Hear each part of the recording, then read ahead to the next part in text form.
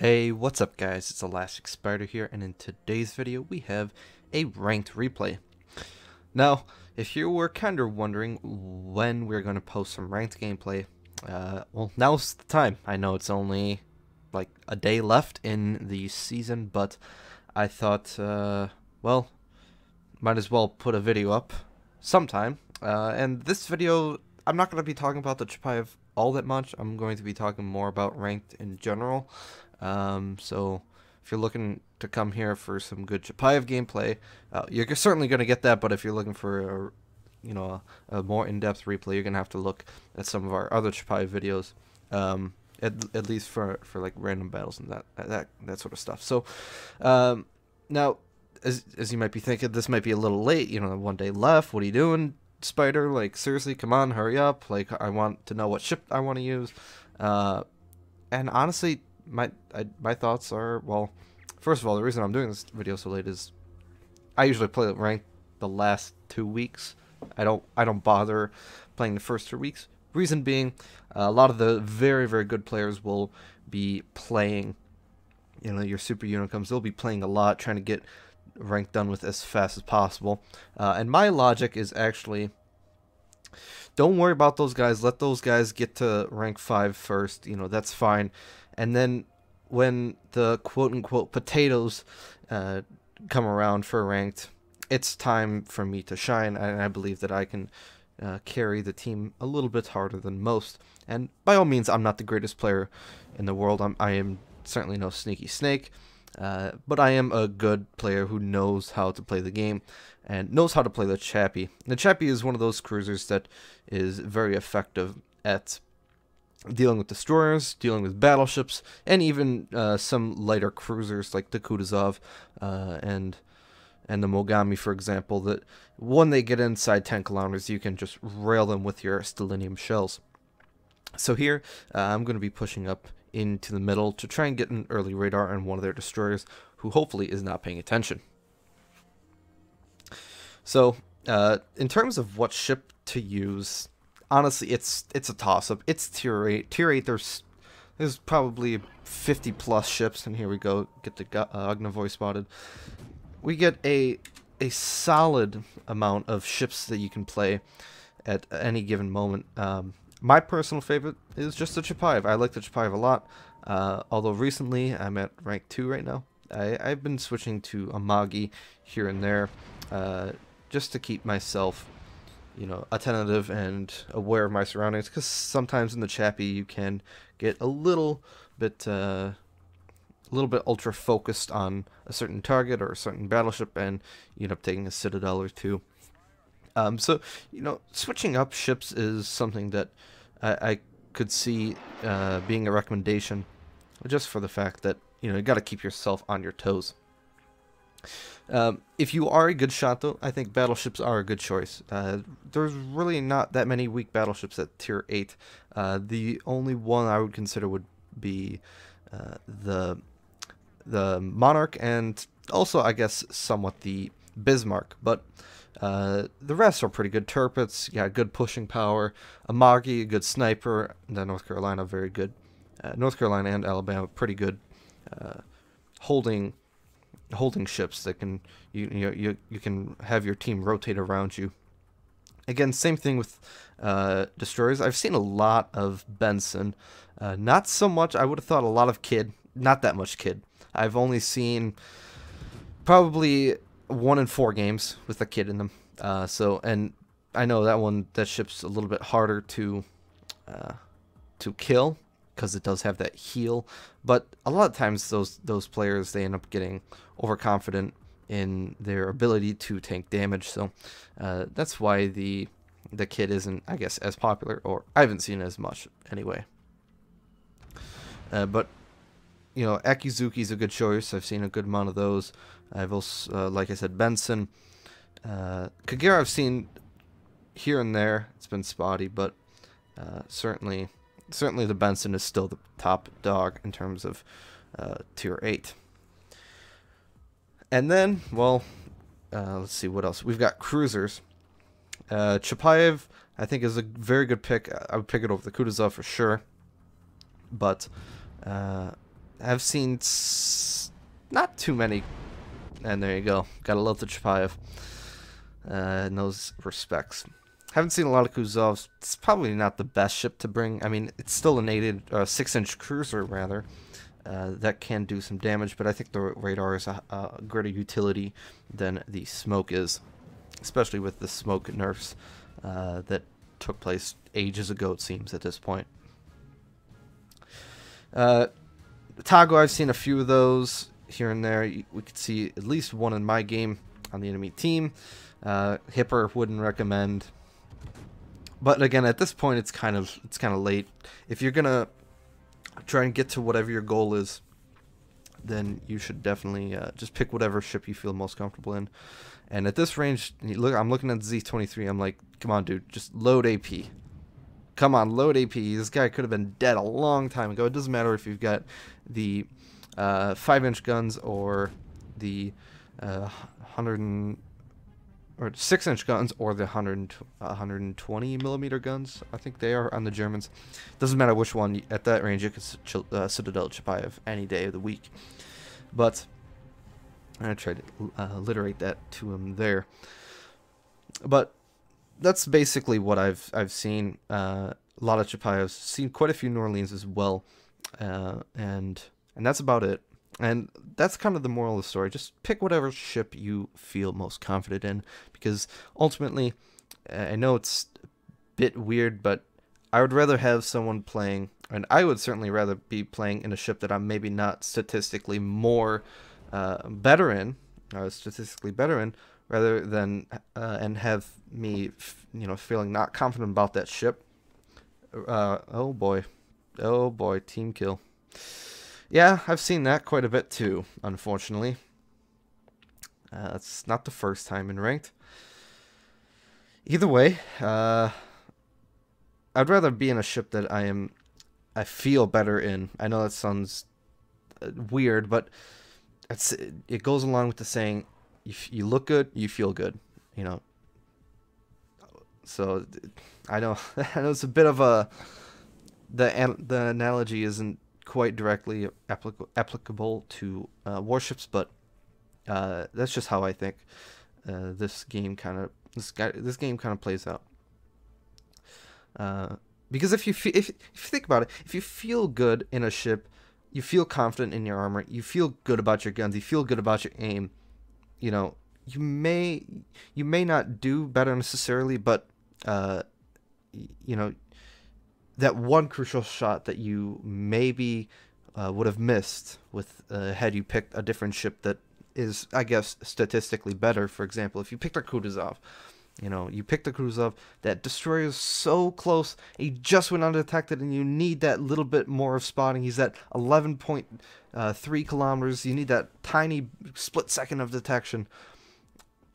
Chapayev could do do that thing. You might not be as comfortable in the Chapayev, but you got to take the shot anyway. So with that out of the way, again, Chapayev is very good at just long range HE spam, and you can see here I wasn't gonna switch to AP, possibly a little bit too far, and he's turning away, but still without doing any citadels, I'm still getting around 5k damage, and well, when you're doing that to an Atago and another 5k, I mean, this is brutal. IFHE on these 6-inch Soviet cruisers is just brutal.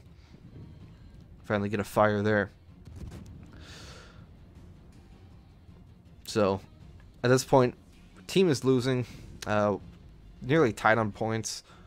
Got a 1-ship advantage, but we are losing caps. So I'm trying to take a little bit of heat off my team, allow them to push a little bit harder at A, and sooner or later I'm going to go into C and start contesting. So I hope everyone else's ranked season has been going well. In terms, I've seen also a lot of this, and it kind of pisses me off sometimes, because every time I go into a ranked game, or I go on Reddit or something, I always see these messages like, "Oh, this is the worst ranked season ever," and then I'm just baffled by it because they say that I see people saying that every single ranked season, and I just don't know like who to believe, so to say, you know. I would say tier 7 ranked was pretty brutal with the amount of Belfasts. You know, it made it very difficult to play a destroyer, and you know, anyone could buy the Belfast. I know that's always an argument with premium ships, but that was arguably, you know, one of the worst seasons. I can see that point. But when people say like tier 6 was the worst, the worst ranked season, I just think, how? Like, why? I mean, no radar. There's, you know, battleships don't have insane, you know, guns. Yeah, like you have things like the Fuso, but, you know, cruisers aren't super OP. No radar. I mean, destroyers are somewhat lackluster. Yeah, so battleships do reign a little bit higher. But I mean, there wasn't anything catastrophically wrong with those, with tier 6.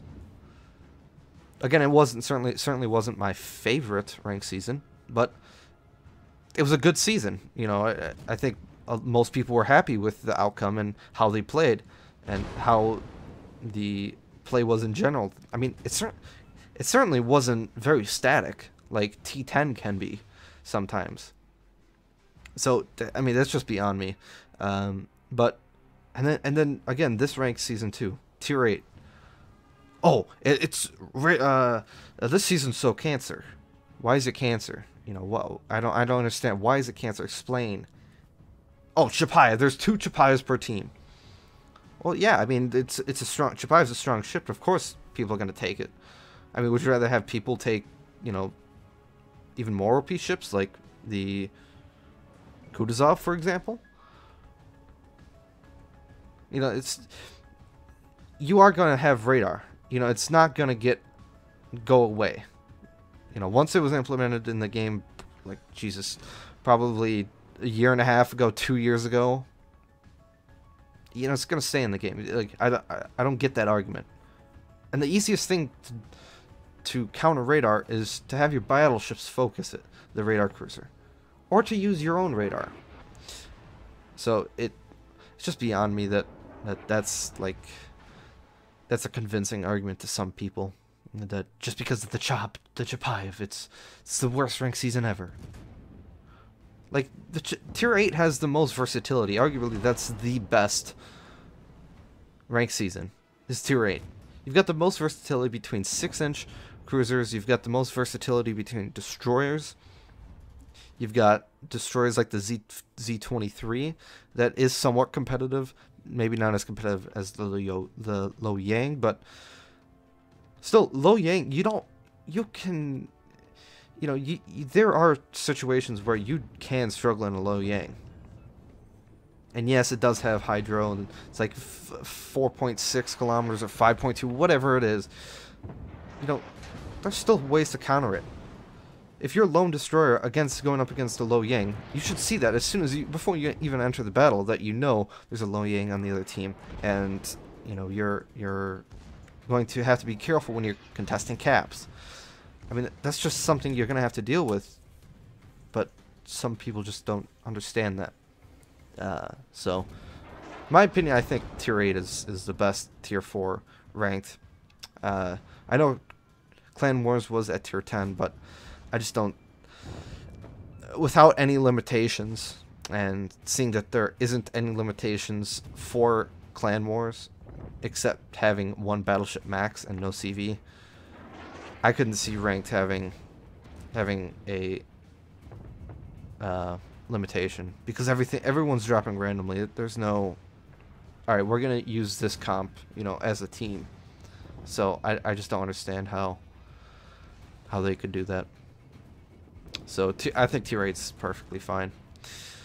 When cutting the Sataga, you can see the pretty good, actually very good firing angles when over the shoulder on the Chapayev. While you can't shoot your whole salvo, all 12 of your guns, because the second turret doesn't rotate back very far, you can still kite at pretty nice angles with the Chapayev, whereas with the Kutuzov that you do have to show a substantially more broadside. So I don't go broadside here. I hold my fire until I know I'm behind the island, and I'm just going to shoot.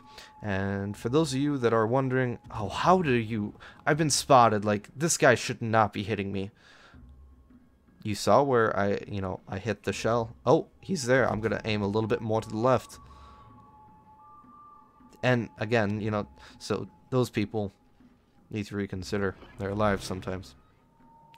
Use my radar, because I know he's within 11.7, and I gotta keep the island between me and him. No reason not to. Get a fire. This is the advantage that the Chapayev brings. He repairs, which is probably the best play you could do, considering he probably doesn't have the heal up. And I'm going to shortly get this kill. Again, just going to be shooting over the island. And there we go. That finishes the replay. Alright, before I get on to the replays, just in case you guys were wondering, this is by far the best patch in the game. Like, hands down, the best patch. If you aren't running this, you're doing it wrong. I'm telling you. Seal clubbing with a torpedo, best one. Anyway, post-battle results, 121k in a ranked match. Not too bad. 3 ships killed, 202 shell hits, high caliber, 500 grand almost, 10k XP, 2 citadels, 13 base defense, 1 solo base cap, 1 assisted base cap, and 1 solo plane shot down.